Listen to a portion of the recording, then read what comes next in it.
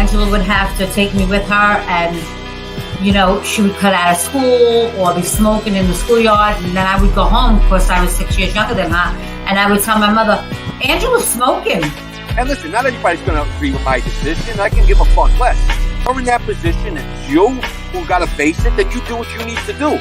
Little Changolini, he gets to the jail and steal cars from Maryland and take them to Delaware to a chop shop. The inside prison in Thailand, as well as what Victor Malarek, the reporter, did to get me out of there. And I sat down and thought about it for the longest time. Okay, but once I made up my mind, it was about survival. I need to take care of my kids and take care of my family. And when a guy's not being loyal to you, how could you be loyal to him? Welcome to Chattin with Staxx.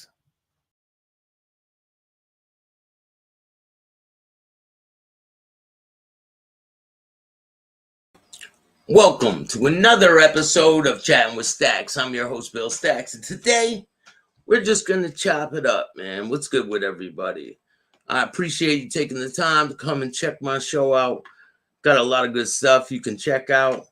David, what's good? Steven, how are you? Actually go to bed early now. I'm trucking. I missed out on Staxx going live. How are you guys, man? I appreciate you guys taking the time to watch my show. So, what do you guys think about the UFO sightings going on? What's your opinion about that? Do you believe it? Is it real? It seems to be the topic of choice on all news stations. It's insane.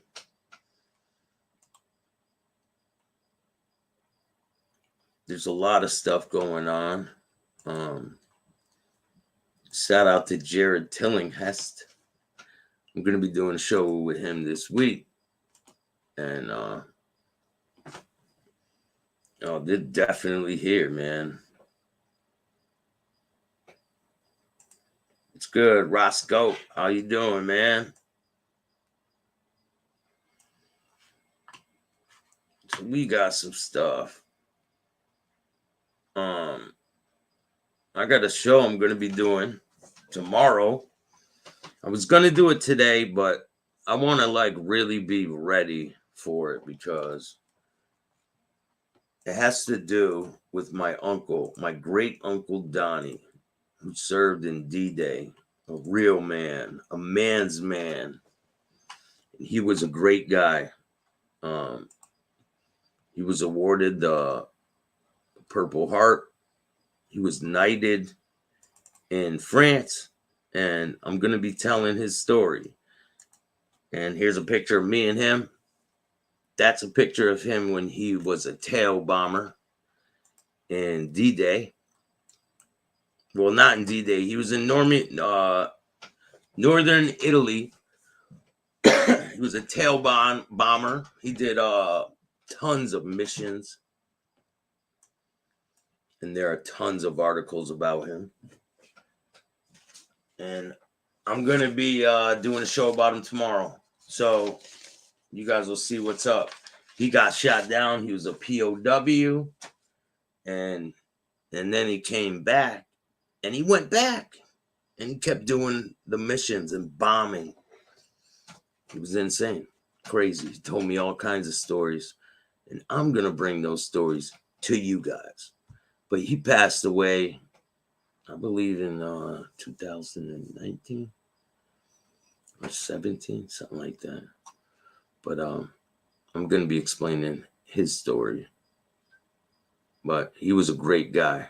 Went up there and visited him out in Maine. And he's well known in Augusta, Maine. If you guys don't know, I did an interview with Ann Bick on Sunday. What was it, on Sunday? No, Thursday. I went out to Ann Bick's on Thursday, and I did an in-studio interview with Ann Bick. Came out awesome. And I explained a lot to him. You guys will be seeing it soon. I think it'll be out next Sunday, he said. Shout out to Ian Bick. Go check his channel out. Locked In with Ian Bick. He just had Jay Williams on. Shout out to Jay Williams. Shout out to Chad Marks and all the people out there trying to make a difference in the world. What's going on, man? How you doing, Everett? Everything's great over here, bro. I got some things going on up in Boston. I got some really cool stuff that's I'm gonna be dropping. And the show I do tomorrow is gonna be really good. You guys are gonna like it. And I got another big one. I got a big I got something huge coming. But you guys know a lot of people. Oh shit, the John Gotti fight is tonight. It's in 2 hours. Who do you think is gonna win that fight? I believe Gotti is going in there and no holds bar. He is going in there and it's going all out. Westies, what's up, man? How are you? Cadillac Jack, what's up? Cindy, how are you? Staxx Bundy, you like that? Had to change it up. Maybe I'll make an intro with the Married with Children theme song in the in the beginning. I figured it would be funny. You guys would like that. we could chill in the Married with Children living room, right? Yeah, the fight is going to be incredible. Gotti in the 6th round KO. I don't think it's going to go that far, Westies, honestly. But they said that it can't be a decision, right? It has to be someone has to get knocked out. It's an exhibition. So they're not taking points and all that shit. They're not going to decide a winner like that. Someone's got to get knocked out. So what happens if no one gets knocked out? What happens then? There's obviously gonna be a winner. They're not going to be going that many rounds without someone going down. But I mean, if you look at Mayweather, he's a great fighter. He's best in the world, one of the best in the world. And Gotti is hungry, and it's going to be an incredible fight. He needs to knock him out cold. Somebody's getting knocked out tonight, I believe. Somebody's getting knocked out. What round will it be? Honestly, I think by the 3rd, something will happen. By the 3rd round, someone's going down. I believe. But who knows? I could be wrong. Crazier things have happened.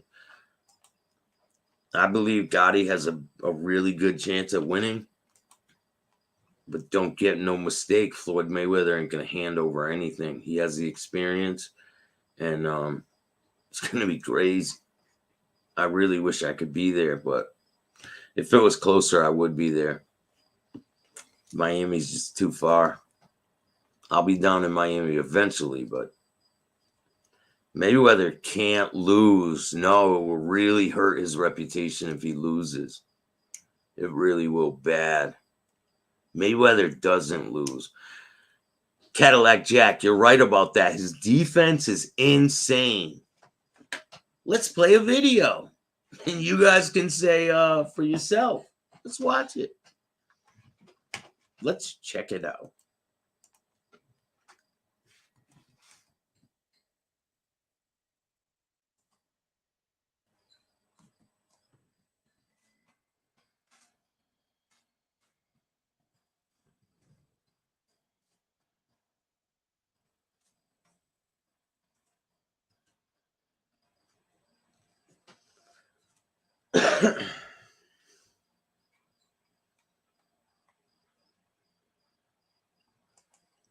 watch his defense. It's insane.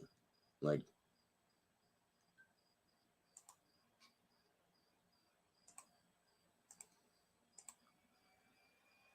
all right, you guys ready?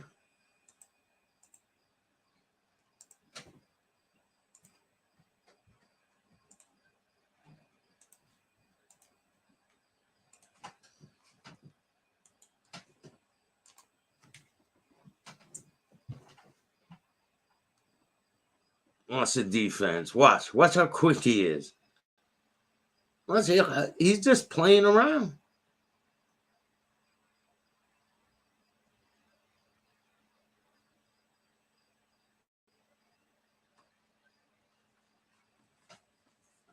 Look at that.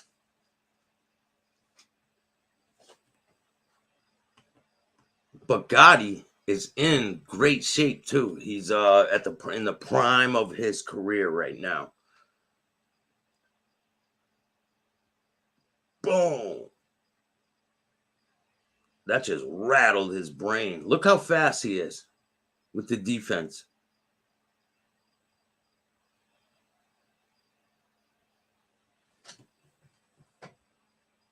Let me get this other video because that one has is not showing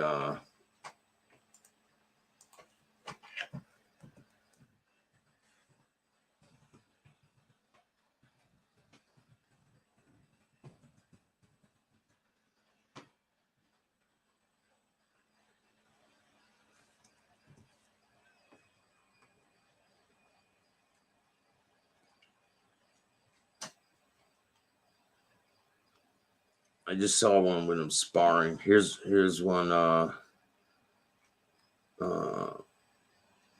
there's people out there talking about it. There's shows right now. People are live talking about it. Mayweather versus Gotti. Live reaction, boxing reaction. It's going to be a really good one, man. If you guys can, donate to the channel. You can hit me on PayPal, Venmo, Cash App, all that good stuff. I appreciate everyone that takes the time to watch my show. And if you donate, it'll all go right back into the show. I'm trying to take this show to another level. And I appreciate all of you.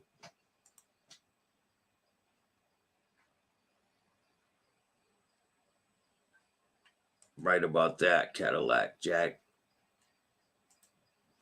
Yo, if anyone wants to come on here, I'm going to drop the link. If you want to come on here and chop it up, hit the link.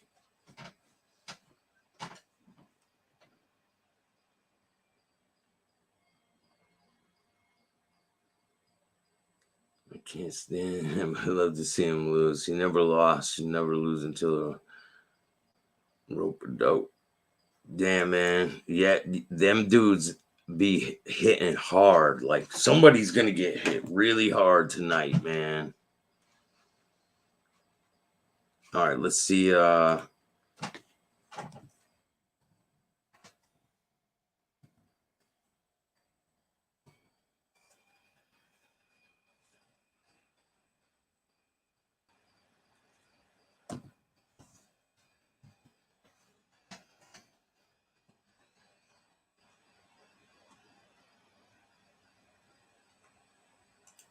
you ready?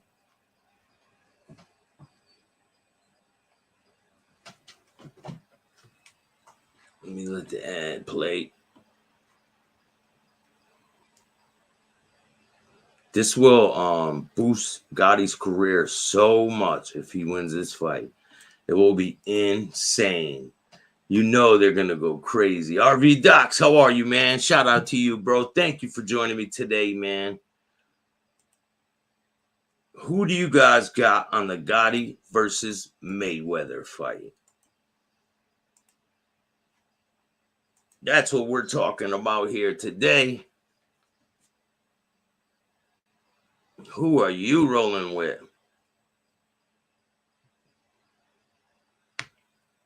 Now, this is in boxing.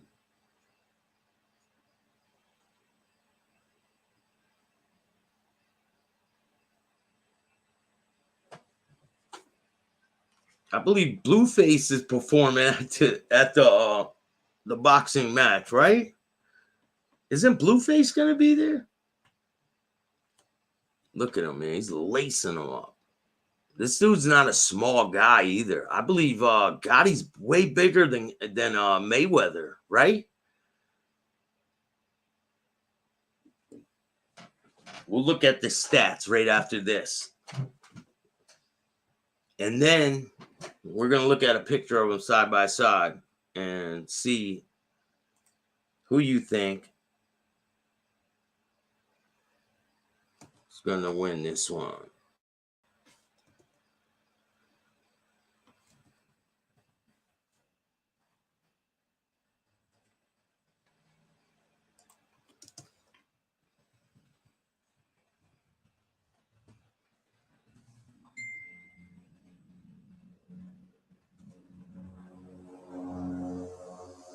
Yeah, man, he's a lot taller than Mayweather. I got a picture right here. I'll show you guys. I got a picture of them facing off.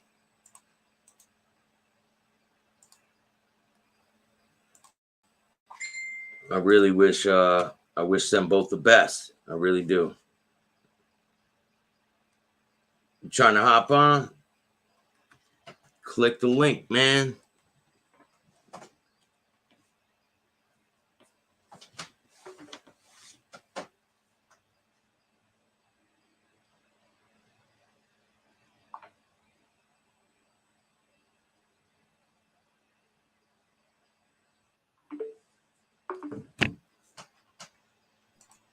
Yo. What up, Staxx? Can you hear me? Yeah, what's good with you, man? No, not much. Do I have to exit out of YouTube? Exit out of YouTube, yeah. Or you could just put it on mute or something. All right, I'll exit out of that so that way. Okay, cool. Can you see me? No. Okay, I've never used this before. Cam. Shout out to Cadillac Jack for joining me, man. Yeah, I'm completely illiterate when it comes to computers and all this, so looks like you're gonna have audio for now. It's all good. Anyway. I got the thing playing in the background. So who do you Right think's on. gonna win this fight, man? I mean, it'd be nice to see somebody come up, you know, like Gotti and do something amazing. But I mean, even in what was the last fight that Mayweather did with the one of those YouTube guys? Mayweather wasn't even trying. Who was it he fought? What was it? Didn't One of he those fight brothers. One of the Pauls, right? Jake Paul. Yeah. One of them. Yeah. And I mean, like, he didn't even really try. You know, Mayweather wasn't even really trying. That's why I'm really curious to see how this fight goes, because Mayweather's a beast, man. He's not just gonna hand the shit over to Gotti. Gotti seems like he's serious about this. He wants to go in there and handle business. If Gotti can study all the weak points of Mayweather and figure out whatever the glitch in his matrix is, I mean, sure, there's a chance. But like, Mayweather is 99.9% smarter than every boxer he's ever come through. And we're talking he's boxed the best of the best in what, 20 years? So he toys with I can't people too. Like, I can't stand him. I can't stand his attitude. It's whatever. But Mayweather is who he is. I hate to say it, but he's pretty much possibly the greatest boxer that ever lived. People say that, man. But so Gotti has some size over Mayweather. Okay. It doesn't really matter though. Size doesn't matter. I've seen small people beat the shit out of big dudes. Right. You know, if someone gets punched in the gut real quick, they're dropping, you know? It's not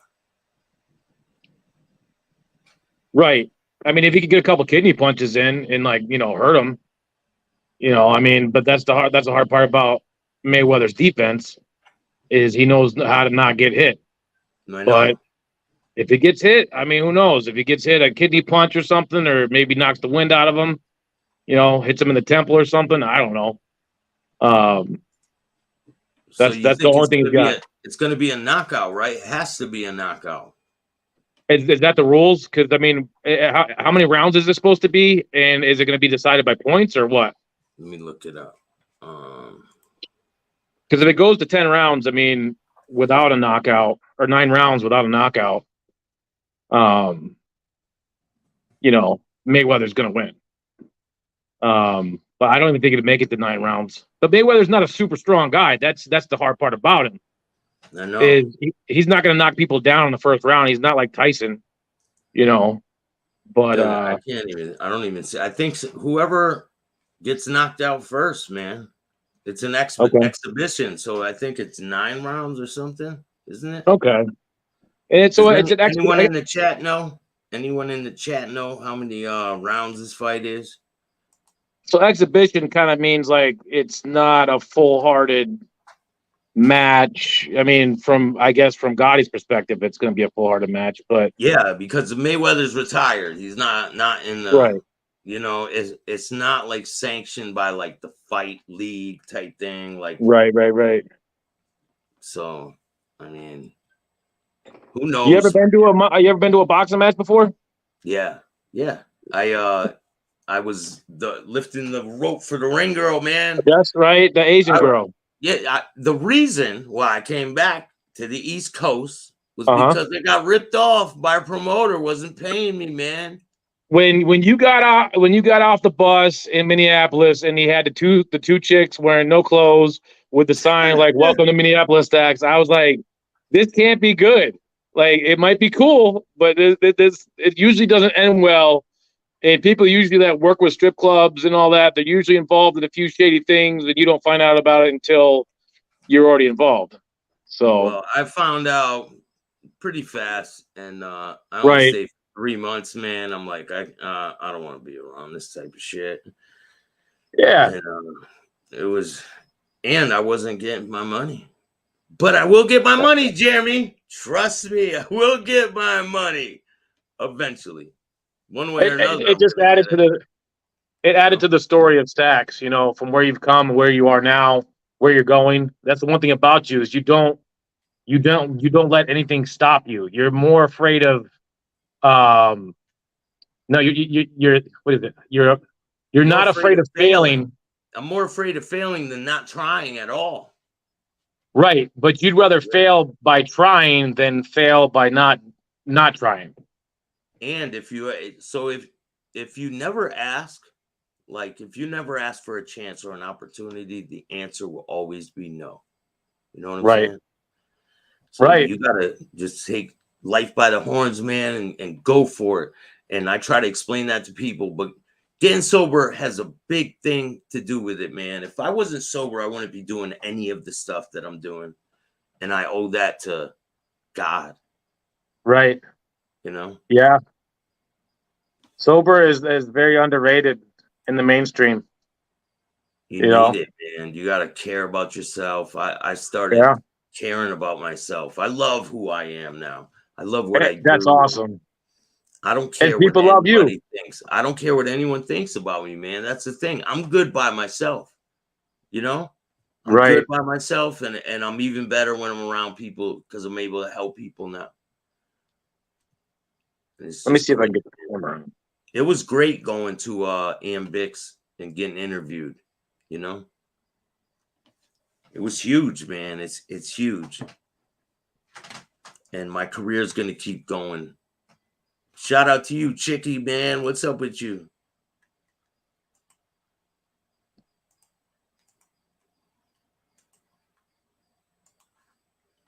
I'll drop the link, Chicky, if you want to jump on. Cadillac Jack's trying to get his camera working.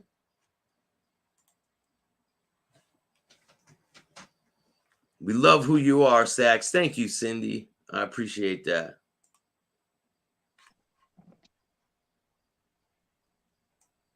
Nope. Camera's not working, man. I don't know. If I handed this to my 10-year-old nephew who's 4 states away, he'd be like, here you go. Boom. Exhibition fights are normally 3 to 8 rounds. Okay. You cannot win by points. Only a knockout will decide a win. So, what if they go all 8 rounds, bro? What happens then? So what happens if they go to the last of the 8 rounds? No one gets knocked out. What happens then? I mean, it's a possibility, right? It's a possibility, but I see Mayweather just cat and mouse in this guy. You know, not necessarily like dominating him. He's gonna bob and weave and just save his energy.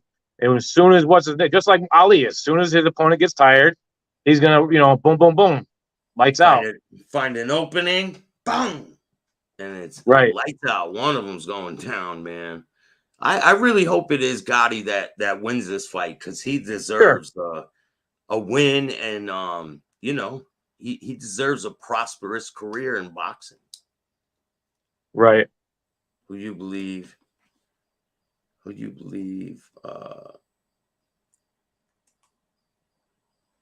It's not a sanctioned fight. Yeah, that means like the because there's like a board, right? The boxing committee or whatever, the one that suspended or stopped Tyson. Matter of fact, speaking of Tyson, Cadillac Jack's thing disconnected. Speaking of Tyson, I was editing interview I did with Joey Pyle and Ori Spado. Shout out to Ori Spado and Joey Pyle. We will need to connect them. It says you got to add your mic or something before you get added to the stream. Speaking of Mike Tyson, Joey Pyle was talking about Tyson when he went over to London and all that. And I'm going to be dropping that probably tomorrow. I'll be dropping part 2 of Ori and Joey Pyle from London. Shout out to Joey. If Floyd were to lose, it will not go in his record. Yeah, it makes sense.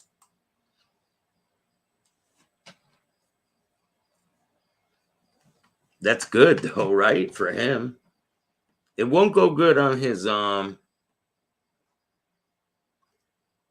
persona, his character or whatever, on his credibility. How about that? If he loses this fight, it's gonna look bad on him.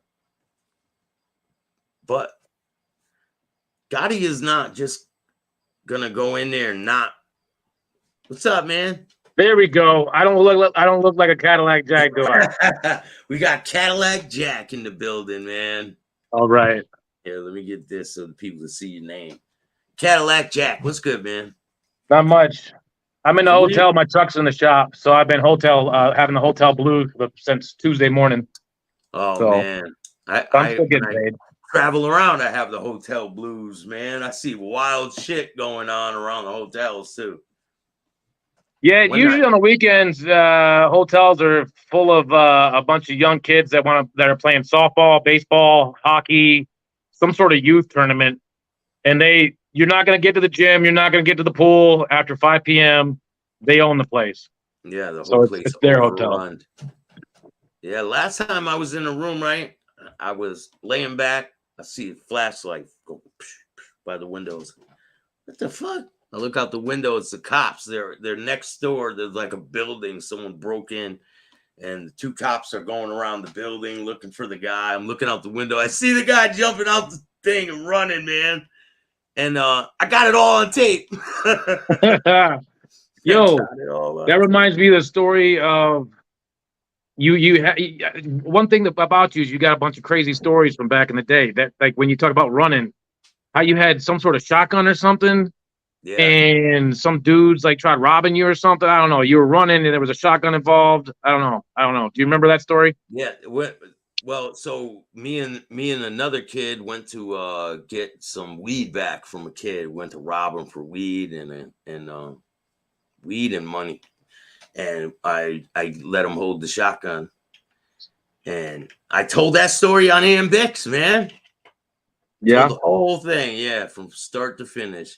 Told them about what it was like to be a young kid in prison, going in there, and what it was like, man, because it wasn't easy. Like, people think I joined the gang before I went to prison, and then I got out of the gang right before I went and did a major bid. Like, I got arrested for a home invasion. I got out on bond, and I got out of the gang. So. And then I had to go back to prison as a non-gang member. So it wasn't easy, man. It wasn't like a walk in the park, you know. I didn't have people that have my back like I did on other times that I've been to jail. So how was that? You just like, did you like kind of just, when you went back without being in a gang, were you just like low key, find somebody big, make them your friend? Nah, I tried to I wasn't doing that, like be friends with people shit. I was trying to just stay low key and be out of the bullshit, but they recognized me. The people who I was beefing with on the street before I went to prison recognized me in prison. And they were like, "We're going to kill you." And it was like, Was Pookie there for that time? no, Pookie was when I went to adult prison. So at first Okay. I was in MYI. It's Cheshire. It's in Little Cheshire. We got to do a And, search for him and find out where he is and get him on. Pookie, man, if you're out there, hit me up. I got to get you on, man. There's a lot of characters that I was locked up with. One of my cellmate, when Pookie was around, hit me up. He commented on one of my videos. Ivory, man. Ivory knows what it is when I was locked up with Pookie. He was in the same block with me for probably 9 months to a year. And he knows exactly how it was in that cell block. It was wild. So Pookie's the one that the guard was talking smack to him, and they were in line, and then Pookie said, "Chomp chomp." No. Pookie was the one that worked with me in the kitchen. He's the one that told me he wanted a bag of commissary. He was going to kill me. I told him, no. I'm like, nah, I'm not giving you shit. And then he walked away. So I didn't know anybody in this jail. I just got there in this prison. I got transferred from Little Cheshire to Gardner. And I was there for a couple days. And then they called me to pick up this commissary, all the Christmas packages my family bought.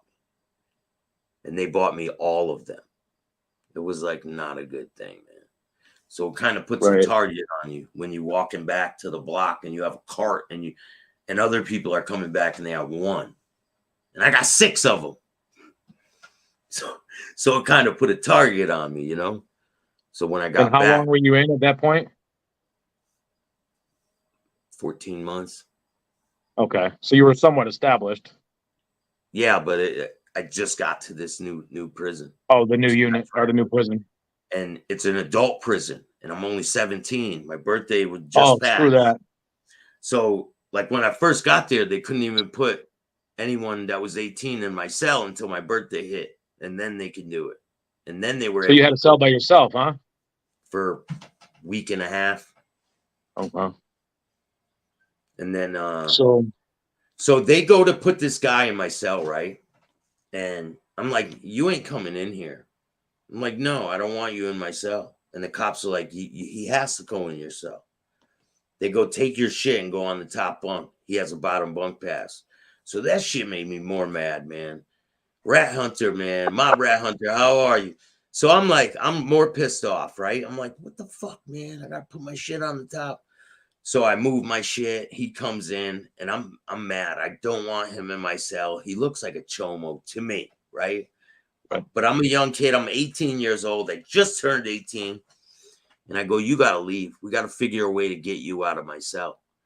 And so first we were trying to tell the cops to move him. They weren't listening. So I tell them, when they call for med call tonight, don't take your meds. Just cheek them and then spit them out when you come back to the cell. So he did that. And so I go to sleep and I wake up that night and he's screaming late and he's flailing around on the ground. He had a seizure from not taking his medicine. Oh my goodness.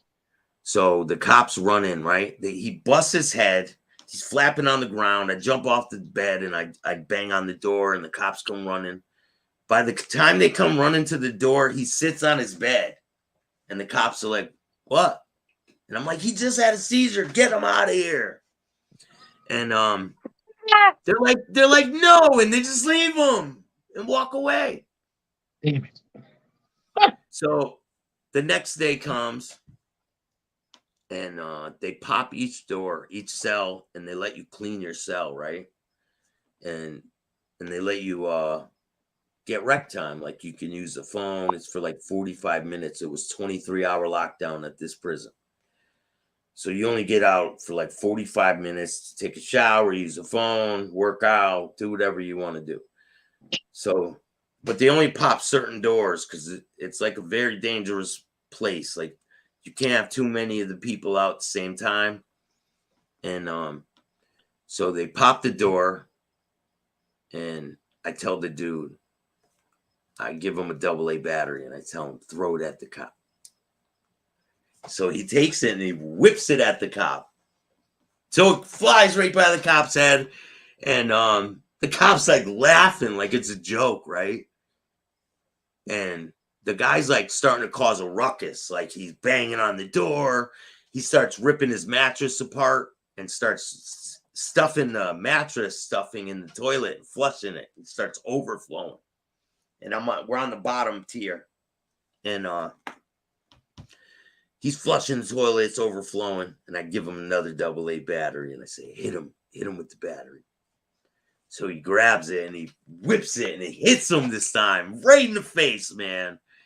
Now, when he hits the cop this time, the cop gets really pissed off and runs at him, right? And he goes to grab him, and the dude starts lacing the cop up, starts beating the cop up. And I'm like, holy shit. He's like really fucking the cop up. And I'm standing in the doorway of the cell and I'm thinking this dude could have just beat me up, man. He could have fucking just. So another cop runs down and he's fighting both of them. And I'm just like, what the fuck? So then like a whole squad of them come down and they rush him and they start going to work on him, bro. And they handcuff him. They mace him, drag him up the stairs, handcuffed, dragging his head on the stairs. And there's water everywhere. And I had some of the boxes were on the ground and they got wet and shit. So when all this shit was going on, one of the cops pushed me into, they have like it's like a clear wall and it has a door on it. And they just pushed me in there. It's like a little rec room. And locked the door when they were beating him up and handcuffing him. And when it was all over with, the cop just comes up, unlocks the door. He goes, go grab the mop, clean up that water, and lock up. And that was it. They just took him out of there. And then I had to wait. You got the bottom bunk. I got the bottom bunk, man. All right. So then I became friends with a kid eventually, Ivory, and he became my cellie for probably I don't even know how long, 4 months maybe. But before that when Pookie, man, how I met Pookie. So I'm in there. He must have been like watching me or something like Predator shit, you know? So because I don't know him at first. I don't know who he is or nothing.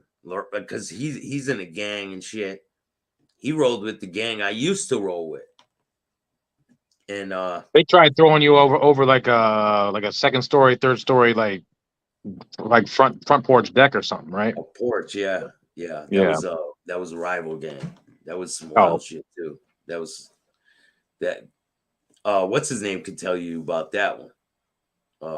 Jose that did that show with me, Mugshot Mondays. Shout out to Jose. He's the one that stopped me from going over the porch. Thank God. Right. He wasn't there, man. It would have been a different story. So Pookie was watching you. You didn't know him? No, man. I had no clue who he was. And so I get the Christmas packages and I start putting them away in my cell, right? I'm in the cell. All of a sudden, there's like goes dark in the cell, right? Big dude standing in the door. He's like blocking out all the light and shit. Like, he's like, have a bag of commissary waiting by my cell. That's what he said, man. And I looked right at him and I said, no. And he just gave me the dirtiest look and turned around and walked away. Wow.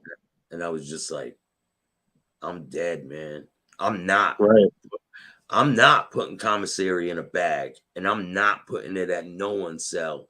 Because once you do that, you're done. You're You're a their bid. target, you're a victim, and they're gonna Yeah. take advantage of you. So you got to stick up for yourself. I was Wow. terrified. I'm not gonna lie, man. Deep inside, I was terrified, man. I wasn't no gangster or nothing. I was playing the role. I was living that life, and I really wanted to be that guy back then.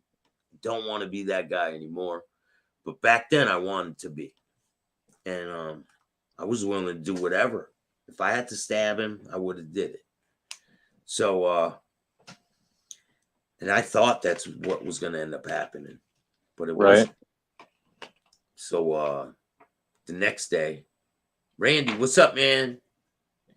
So the next day, Cindy, how are you? I can't let anyone push you around. You can't, especially in there. You can't. No matter how big they are, how tough they are, you just can't let it happen.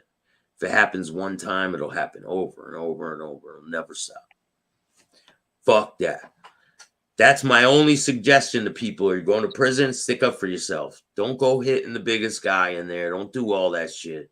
Just stick up for yourself. Be a man. Be respectful to other people. And that's it. You'll survive. So, they call my name, right, the next day or a couple hours later. I forget when it was, but it was 23-hour lockdown, so we didn't get a lot of time out of our cells. This is while the rec time's going on. He tells me that, put that bag by my door, right? So I don't see him again.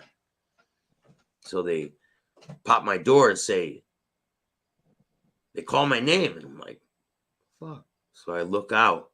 And I see he's popped out of his cell and he's walking up to the cop bubble where the cop sits. And I'm just like, this is a fucking setup, man. Because he just threatened me, man, that he's gonna, he wants a bag of commissary and this and that. So I'm like, fuck. Like, this is like how it's going down in this jail, I guess. So they go up to the stairs. They want you wherever. And I'm just like, and it's him, like standing to go to the same place. You go up the stairs, you walk in the door, and it locks behind you. I go in, it locks behind me, and it's just me and him in there, man. And I'm just like, this is it, I'm thinking. But then it goes, and the door opens, and he goes through it. He's not saying nothing to me. He just has a mean look on his face. Banging out his wife Peggy, sitting on his couch. Damn right I am. So we're walking down the hall. He's not saying a word, man. And then we get to this door, and he goes in.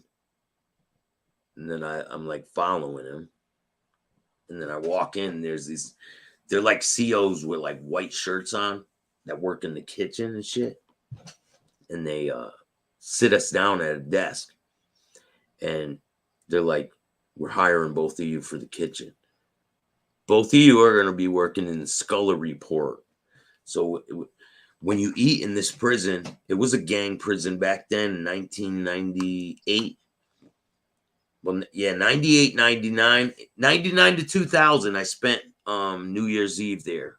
And it sucked, man. Everyone thought the world was coming to an end. Right. Y2K. People banging on their door. Boom, boom, boom, boom, boom. Eminem just came out. There was a lot of things going on. And I got out the next year at April. I think it was April 4th. But so we're in the kitchen. They say you guys are both hired to work at scullery together. And I'm just like, fuck, man, why are all these people here? Why do they got to pick this guy? So the next day, now we have to go there morning, noon, and night. We got to go hours before the meal comes to like prepare things, clean the kitchen and things. So we spend a lot of time together. So I start going there a lot. And me and him become friends. And we're working every day together at the scullery. That's where all the inmates. So in this prison, you have to walk single file. They call for chow each block at a time. It's A, B, C, D, E, F, G. And in each block, I think there's 120 people in each block, probably maybe more. And so like the top tier will go to chow, and then the bottom tier, and you have to walk with your hands behind your back with your head down. And and you can't say nothing, you can't talk. Single file. And on the way to chow is when they harass the chomos. They call them tree jumpers. First time I heard someone say that, I was like, the fuck is a tree jumper, man? And they're like, it's a chomo. I'm like, that's fucking crazy. And they used to do wild shit to them, man. Wild shit. Put stuff in their food. Just really humiliate them bad. They deserve it, though. Right. So I'm working with this guy, and we're working for months. Like, time's going by, you know? And one day, something happened, and the other pods are on lockdown. Now, the pod that I'm in is like kind of like a population pod. And the other pods, they have to go through these phases to get out of the gangs. Like, once they distinguish you an SRG member in Connecticut, you have to sign a paper saying that you're denouncing your gang. And then they put you in the cell with rival gang member at first, and then like so many months they put you in with the same gang member, and you like work your way through this program so you can get more privileges and be able to come out of your cell and things like that. So these dudes are putting their trays through the scully port, and one of them like whips it like a frisbee, and it skips through the scully, and it like wings right through the kitchen, man. So Pookie grabs one of the trays and he whips it back, like it skips right back. So then it's like a tray war through the scully hole, man. They're whipping these trays with food on them, and the people in the kitchen are whipping trays back, so they're flying like frisbees back and forth, choo choo choo. And I'm just like, what the fuck, man? We're all hiding and shit. And yo, B Luke, what's up, man? Built for TV. Built for a TV. Go check out Built for a TV. Go subscribe to B Luke. I'm gonna be going up there and doing an interview on his show. He's got a dope ass show. Go check him out, man. Definitely 100%, bro. So that happens. The cops run in and they lock everybody down, man. They handcuff everybody in the kitchen, all the people in the chow hall, and they send us back. We get in trouble for it. And but they were a lot harder on the gang member kids, like the people who were in the block that were throwing them in there. They got the worst end of it. But so then I start moving my way up, right, in this prison, like in the kitchen. Like, you have to work where they put the trays at first, and then like you'll move up to preparation or whatever. Like you'll be cooking the oatmeal. You'll get a better job than working with the garbage and shit. And you'll get to take things back to the block. You get to take sugar and bread and all kinds of shit. And then you have a stinger in your cell. So you're boiling water, you're making coffee, you're doing all kinds of different things. I had a soldering gun. Like, man, I had it made in there, man. Everything I could possibly want, I had it in prison. And I was doing tattoos. Like, it wasn't, eventually it gets to where you're kind of comfortable. And I hate to say it, but that time I ended up starting to get comfortable. And I was going to school, and so I'm in the kitchen and I work my way up, right? So you serve the trays, you put the scoop on and you move the tray down. So each person in line, you work your way up. I worked my way all the way, bro. All the way to like the last person. And by the time I'm probably like 2 months before I leave, right? But I didn't know I was leaving yet. I got approved for TS and I didn't even know it. That's how they were doing it back then. They like they just sprung it on you and then brung you to a board. They ask you a couple questions and you go back to your cell. The next day they let you go home. And I had no clue, like they were all working on like establishing my release before I was even let out. I didn't even know that the jail and all that were like working on it, the parole board. And I had to go see the parole officer in Scoville Street in Waterbury when I first got out. And so, but before I got out, right, I started to get cocky in there. And one day I was walking in the cell block. I was like going to the shower or something.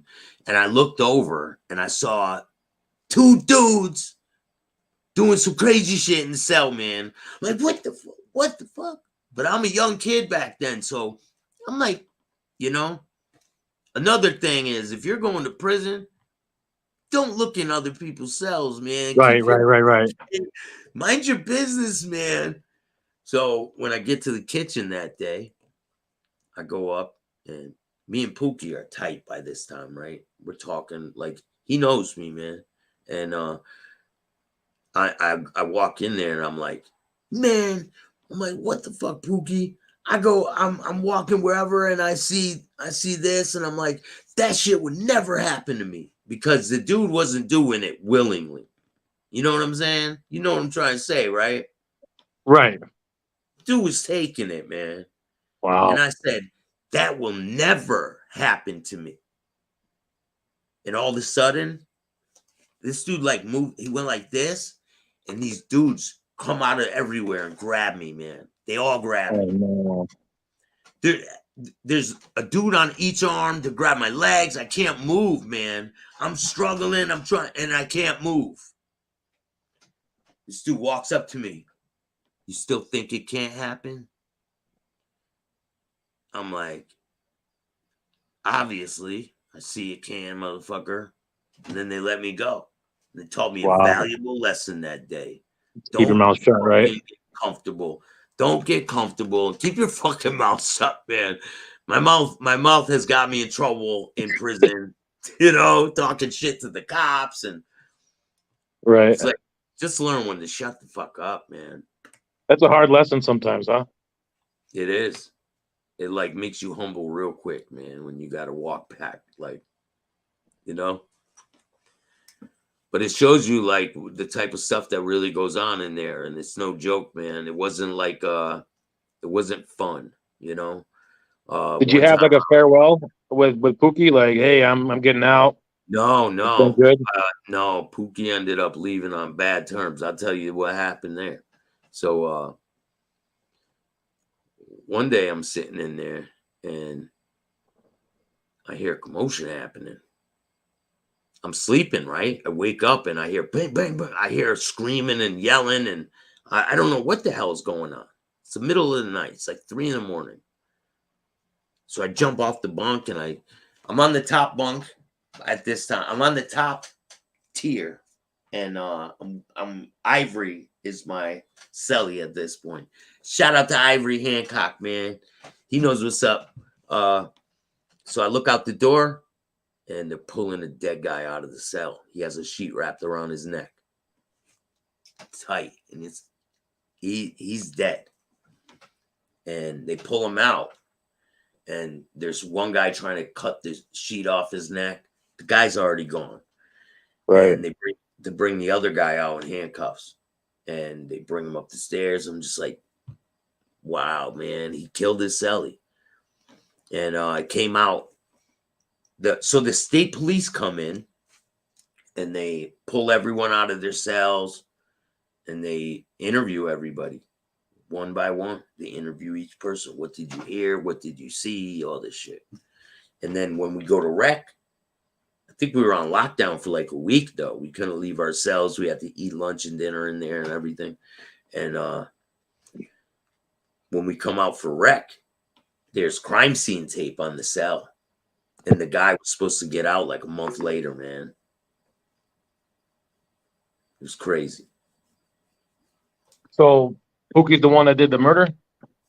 No. So Pookie got into a riot, and his brothers were fighting the Muslims. They got into a fight with the Muslims. And last time I saw Pookie, he was stabbing somebody in Gardner in the riot. And they pulled him out in handcuffs. Pookie and did they transfer him or something? Yeah, they take them all out. They all got transferred. All the gang members and all the Muslims that were in there that day fighting each other, and it was insane. They beat the cop up. A dude threw hot baby oil on this other guy's face. It was terrible, man. They were hitting what's his name? Toby. Shout out to Toby. I don't know if he's even still alive.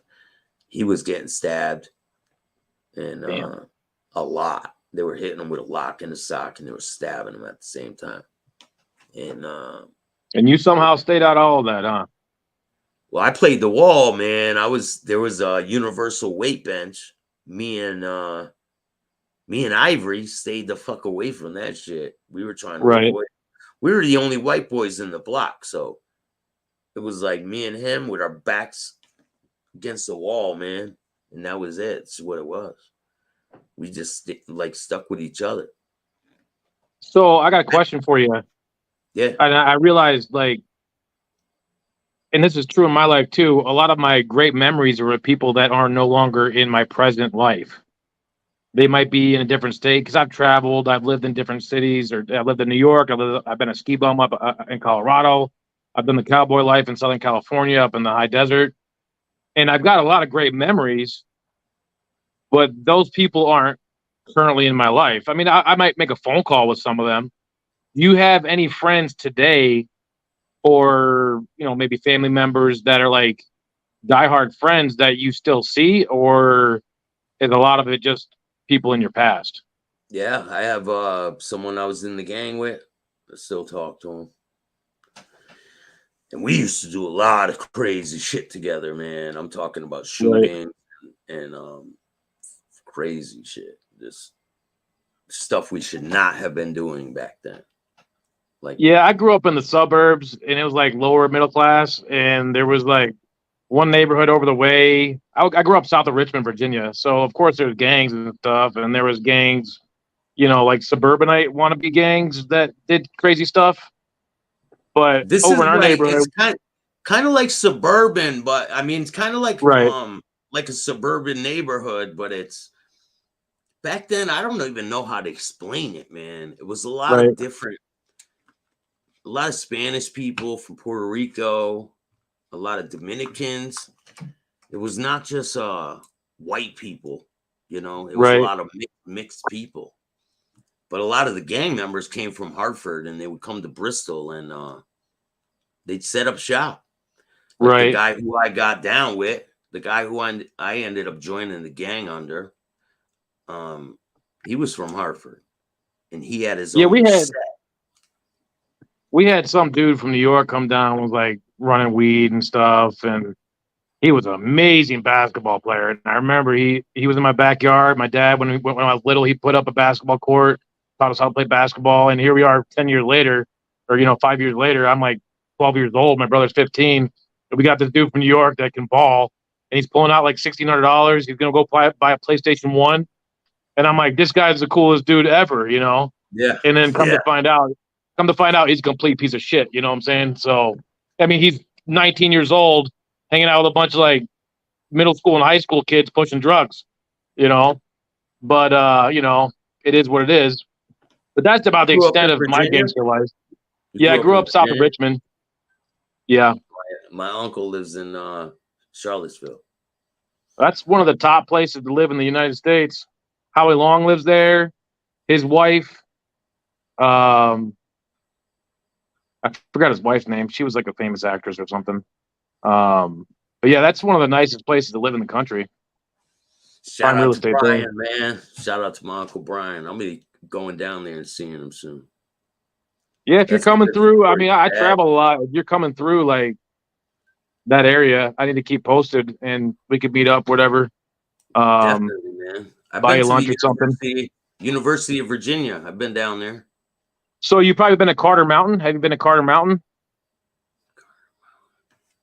I don't So know it's about up the hill. It's up the hill from UVA. You can see the UVA stadium, the football stadium, and all that. It's where everybody goes to like pick apples. It's an apple orchard. It's an old farm, and you can get your pumpkin there for Halloween. And it's a nice place to go. They have like a little they have like some cider beers you can have.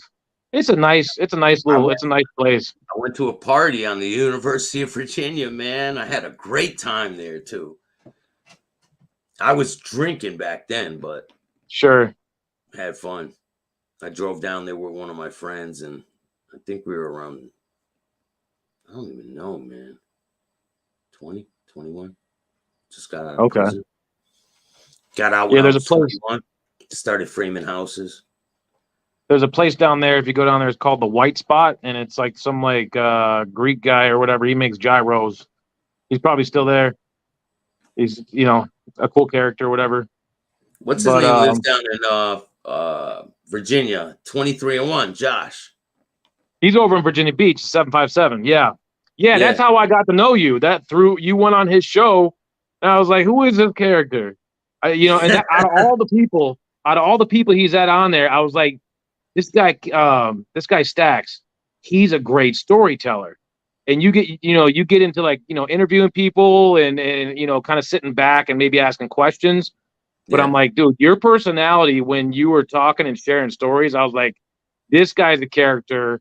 And I lived in Brooklyn, New York for a while. I got to be on a movie called Lincoln. It was a Steven Spielberg production. They shot that in Virginia. I was just an extra, so that connected me when I moved up to New York. And I got like different friends and stuff. And I was like, I've been around actors. This guy could be a good actor. And then fast forward, you're watching your show and you're like talking to this mob guy that's in the film and this guy that's in the film. It's only a matter of time where you're going to get like your speaking roles and then get like, maybe more of a prominent role. Because you've got the talent. And I think that your character was developed through all the struggles that you've been through. And that shines through your, through the funny parts of your personality too. So yeah, I gotta just like be a little more carefree because sometimes I'm a little right. Stoic. a Right. little reserved because I'm like, I don't know how people are gonna take it, Right. I hear that. Sure. But so where do you see chatting with Staxx in like a year from now? Like, what are some of your goals? Well, I'm trying. Well, I'm not trying. I will be on network television very soon, and I want to be a person who connects people and gets their stories told. And I've already done that. I've already made connections. I've already got some projects in production. I'm already an executive producer on a couple, and I made some deals happen. I got some in the works, and things are going to be getting better, man. I'm just excited for the future. I got different, I'm going to be working on short documentaries with a couple of gangsters. I can tell you guys about that. Short documentaries about a couple gangsters, some from New York, some from Boston.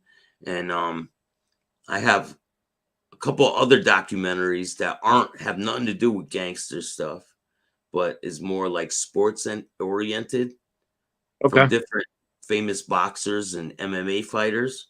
So I got a show I'm working on about that. And then I got a movie that I'm almost done writing. And that's going to be so you're writing. Wow.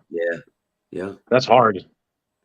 So when I was younger, I was a car thief, man. So I wrote this movie about a car thief. And it's pretty good. People are telling me they like it.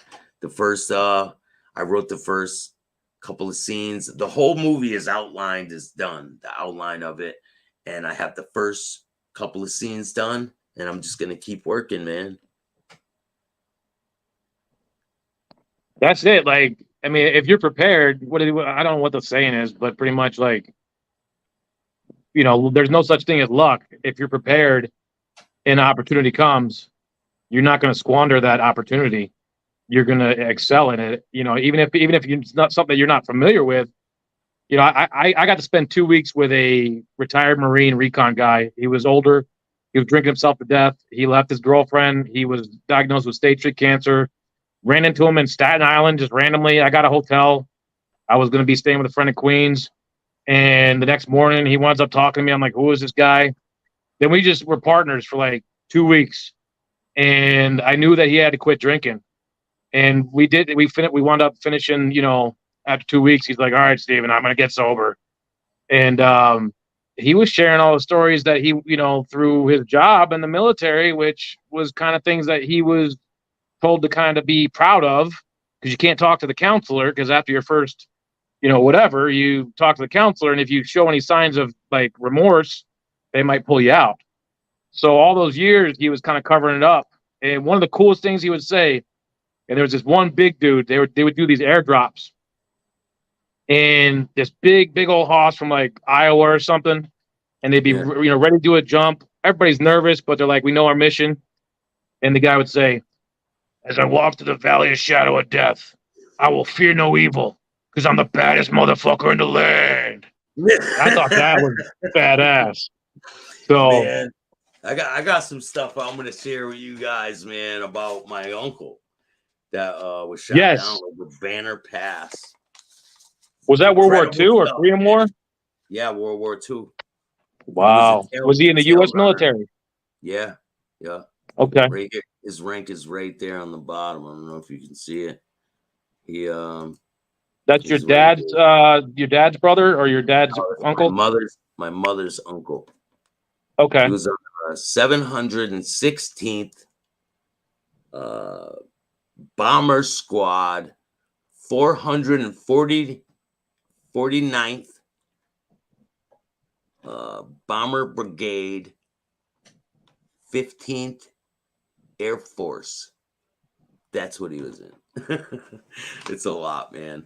But he won 2 Purple Hearts. He's been awarded, he's been knighted by France. Wow. Liberate France, man. He has an D-Day. incredible story. Yeah. Wow.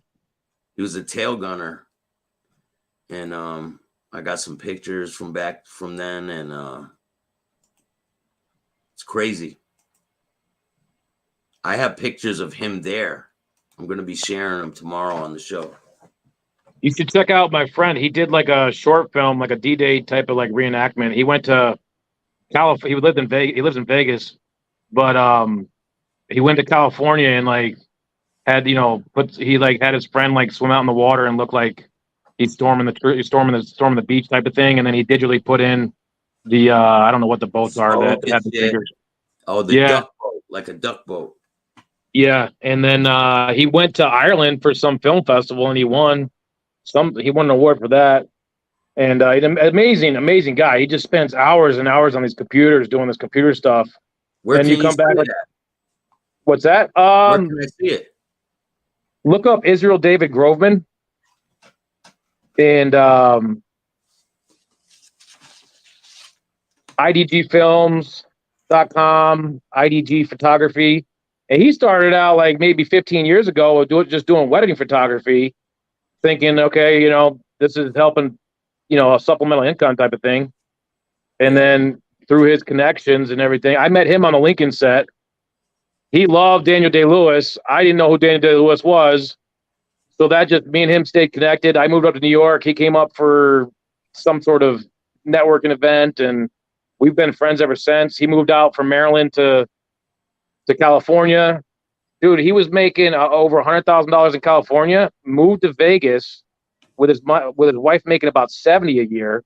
They take home more after taxes with one income for a little while at $70 a year than they did in California making over $100,000 a year.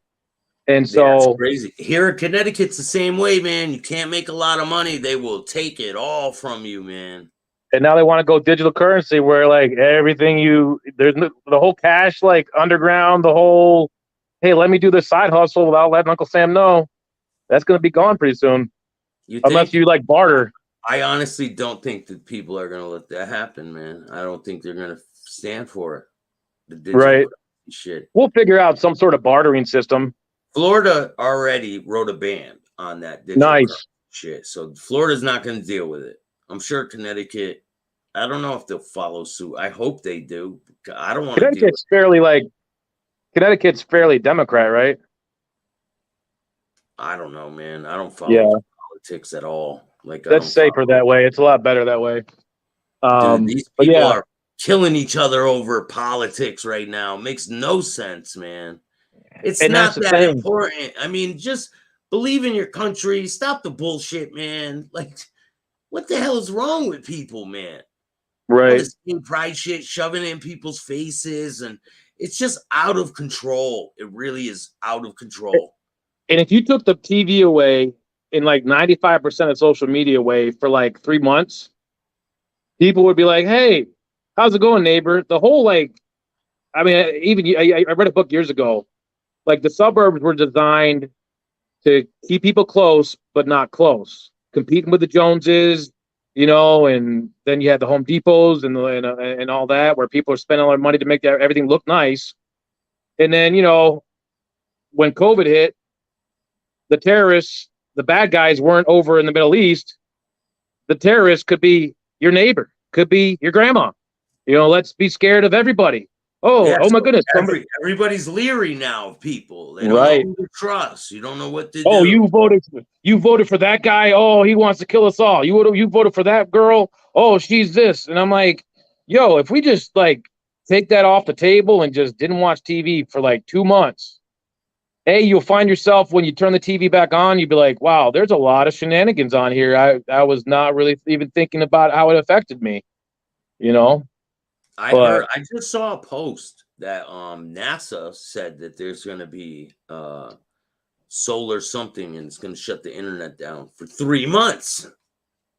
Yeah, so Virginia Dominion Power spent like, I think, I don't know, $1 billion. Their whole infrastructure system, their headquarters, which is like highly secured, all the walls are like some sort of IFD, whatever that name is for solar flares or some sort of terrorist attack where the electric grid goes down. Yeah, shields them. Yeah.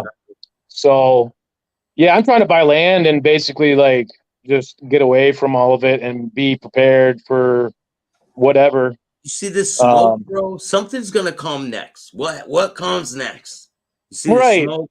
And then I'm in Harrisburg right now. I'm in Harrisburg, Pennsylvania, and I booked a hotel. I tried to find a hotel right by the river so I could go hiking. Nope. The smoke came in the next day. So smoke is bad, man. I was in I went to it was bad here. It was bad in Connecticut. I bet. At one point. Yeah. Did the sky turn orange and weird and all that, like it did New York City? Yeah. That's sketchy, man. The air quality right now is not good. And then, you know, I'm getting a little conspiracy theorist out here, but all those balloons that were floating in the sky, you know, if they wanted to look at us, they got satellites. They weren't spying. They're testing the wind, dude. And what happened with the fires? The wind carried all that stuff, just like a storm, just like, you know, anything. Clouds move, wind pushes stuff. So you know what's going to happen, man, when like people don't like us, right? Yeah, they release something, they do something bad, like it's going to be bad. The technology's there. Are we ready for that?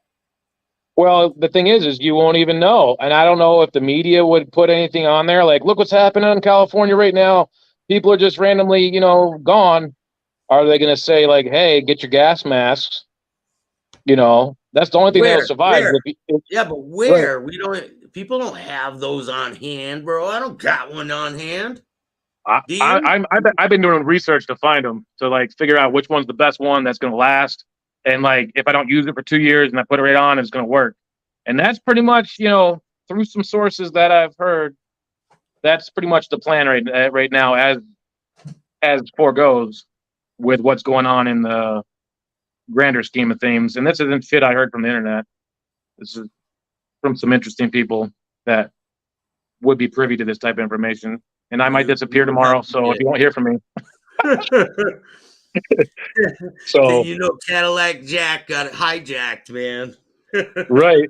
I knew too much. But at the end of the day, I mean, there's always speculation of technology that exists and, potential things that could happen if it gets to that. So that's that's all I'll say about that. But Israel David Groveman, really interesting guy. He's connected with the Idlewild Film Festival. It's a really cool mountain town. And Steven Savage is the director of the film festival. He's directed a few films. He used to be like an 80s rocker guy. And the film festival, Katrina Michio's involved with it? I don't know. It's in maybe. Italy. Possibly. But Steven Savage, the Idlewild Film Festival is a small town, Idlewild, California. It's like 3 hours from LA. Beautiful mountain town. You could submit to them. I could put in a word for you, or through Israel. And then also they're connected to a film festival in Ireland. That's like their sister film festival. And it's not huge. It's like it's more of a small, quaint type of thing. But you'll meet some really neat people, and film festivals are great. You could know nothing about film, but you'll just meet a lot of interesting people that are really passionate about creating, and that'll just rub off on you and inspire you. So, dude, if you want to be my movie, I'm shooting it all myself. I'm gonna get people that want to act. I'm gonna write it all myself. I'm gonna shoot it all myself. I'm gonna set everything up. I'm gonna get it all ready.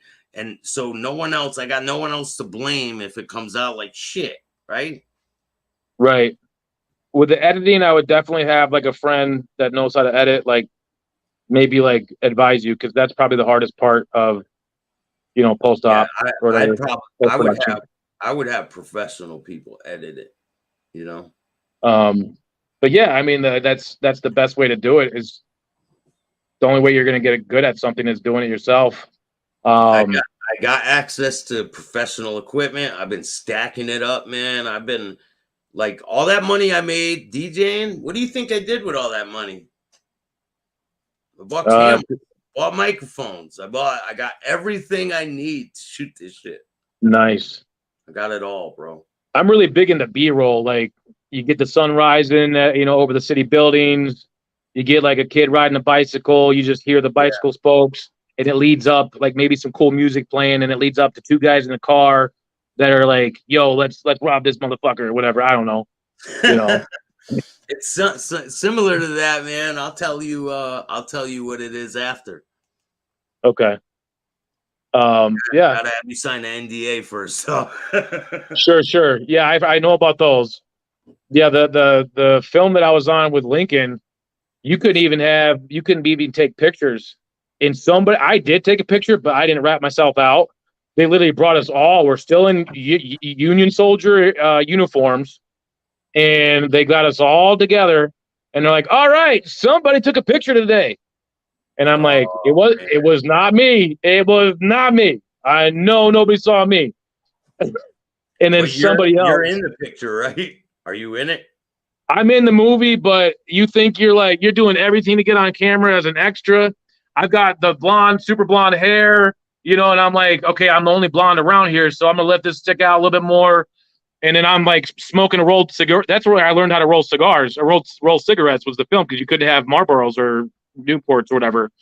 And then the black dudes were like, "Yo, you smoking a joint, brother?" And I'm like, "No, I'm not smoking a joint. It's a rolled cigarette." So, but no, they wound up like somebody else like fessed up. So they're like, "All right, delete it off your phone." And and then some Richmond Times-Dispatch newspaper person stood on the bridge on 95 and got a picture of Lincoln. And that was the big thing, was how is Daniel Day-Lewis going to look? Is he going to look like Lincoln? And I have seen you've seen so many different Lincoln impersonators over the years. That dude was Lincoln. Like he captured the ghost of Lincoln and was like even off camera and everything. It was him. It was like it was ghostly, scary, like eerie. But yeah, no, you can't see me on the freaking film. I mean, I'm just a blur. You know. There you go. Picture of me and Anthony Farrakano. Shout out to Anthony Farrakano. Go check his show out too, North End Stories. This is the set of The Undesirables, or they keep changing the name. So The Instigators, The Undesirables, Ben Affleck, Matt Damon's movie. If you guys don't know, I'm in that motherfucker. Yeah, I'm so surprised they let you post all those pictures. I wasn't supposed to, man. Okay. All right. Probably get in trouble. It'll probably get X'd out, you know. Other people took pictures and shit, but they were taking. Yeah, I think now with social media, they're not. I don't know. It just depends. It depends on who's doing the production. And it was Ben Affleck and Matt Damon were there, bro.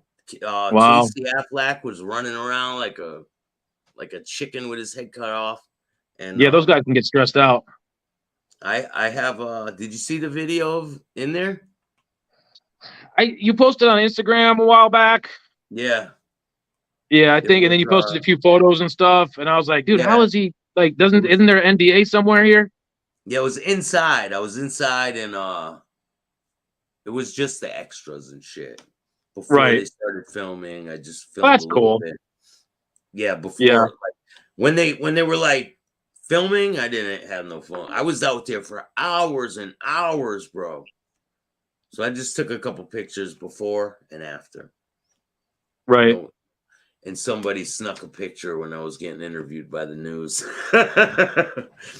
that was the local news interviewing you? No, that's in the movie.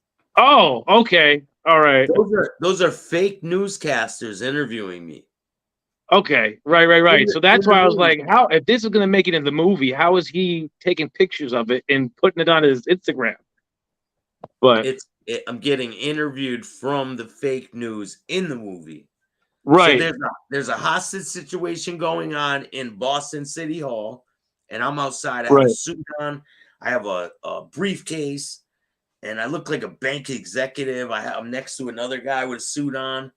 And he's holding the umbrella over my head, and they're interviewing me at the news. It's so dope, man. It's so much fun, isn't it?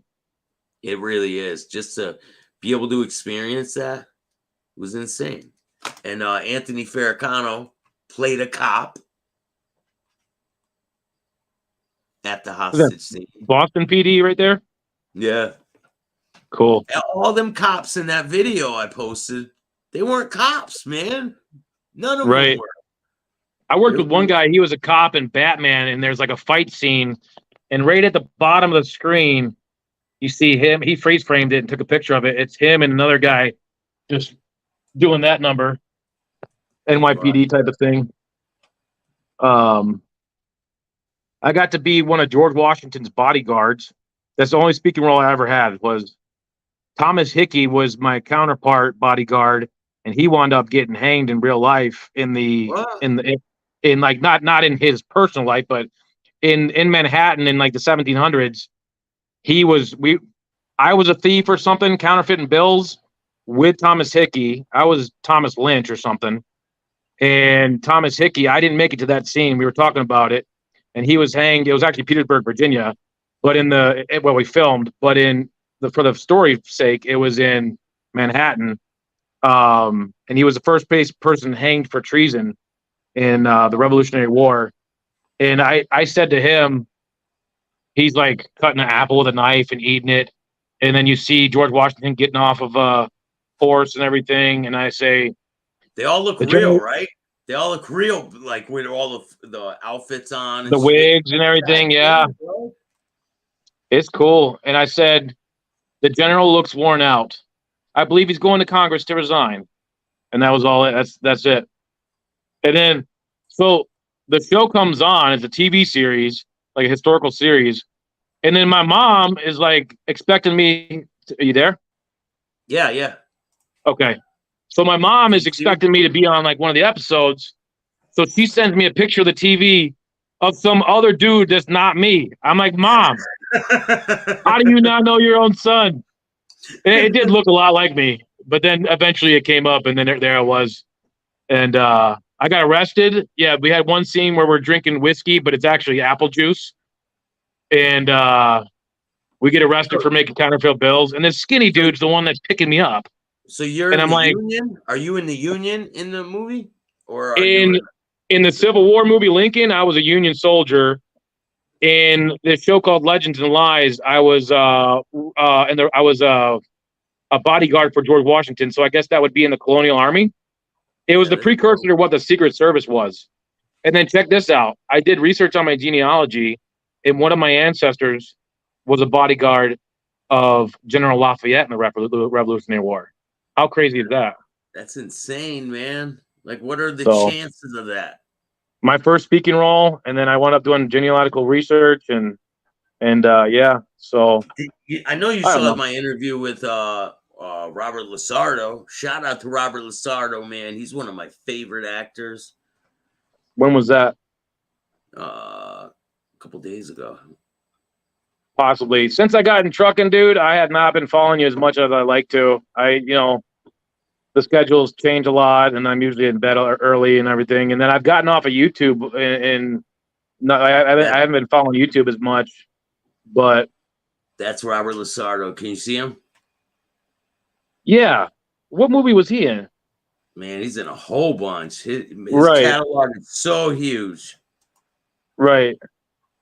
I can tell He's you always a whole- playing like a gangbanger from like Arizona, New Mexico, Southern California, LA.